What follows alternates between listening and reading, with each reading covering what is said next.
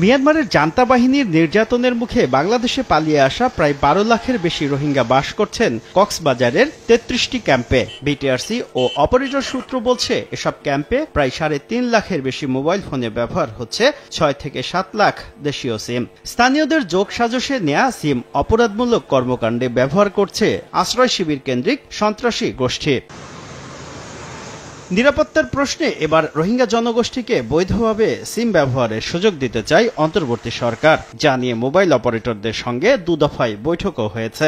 বৈঠক সূত্র বলছে, জাতিসংঘ শরণার্থী বিষয়ক হাই কমিশনারের কাছে থাকা রোহিঙ্গাদের নিবন্ধন নম্বরের বিপরীতে ১৮ বছরের বেশি বয়সীদের সিম দেওয়া হবে। বিশেষ সিরিজের প্রতিটি সিমের দাম দেবে ইউএনএইচসিআর বা সরকার। ৩ ধরনের প্যাকেজ অফার করবে অপারেটররা। সরকার জানতে পারবেন যে কারা সিমগুলো ব্যবহার করছেন এবং কোথায় কি নিড, সেটা আরো বেটার ভাবে তারা ডেফিনেটলি অ্যাড্রেস করতে পারবেন। আগামী ২৫ আগস্ট রোহিঙ্গা শিবির পরিদর্শনে যাওয়ার কথা রয়েছে প্রধান উপদেষ্টা ডক্টর মোহাম্মদ ইউনূসের। প্রথম ধাপে ওই তারিখের মধ্যেই ১০,০০০ নম্বর বরাদ্দ দেওয়া হতে পারে, যদিও এ বিষয়ে মন্তব্য করেনি বিটিআরসি।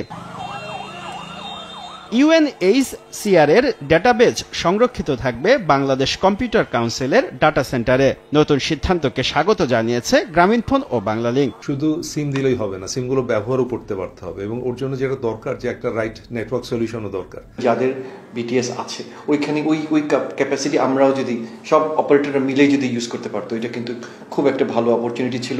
নতুন সিম দেওয়ার পর বাংলাদেশি জাতীয় পরিচয়পত্র দিয়ে অবৈধভাবে নেওয়া সচল সিম বন্ধ করে দেবে সরকার, যা নিয়ে আপত্তি তুলেছে রবি। নতুন ভাবে কিন্তু আবার আমাদেরকে সিম ট্যাক্সটা দিতে হবে। এই ইনিশিয়েটিভের মাধ্যমে যাতে কারেন্ট যে বাজারটা আছে ওখানে প্রতিযোগিতা, সেটা কোনোভাবে যাতে হ্যাম্পার না হয় এবং এটার বেনিফিট যাতে আসলে এসএমপি অপারেটরের কাছে না যায়। এর আগে ২০২৩ সালে রোহিঙ্গাদের টেলিটকের সিম দেওয়ার চিন্তা করে তৎকালীন সরকার, যদিও পরে বিষয়টি আর এগোয়নি।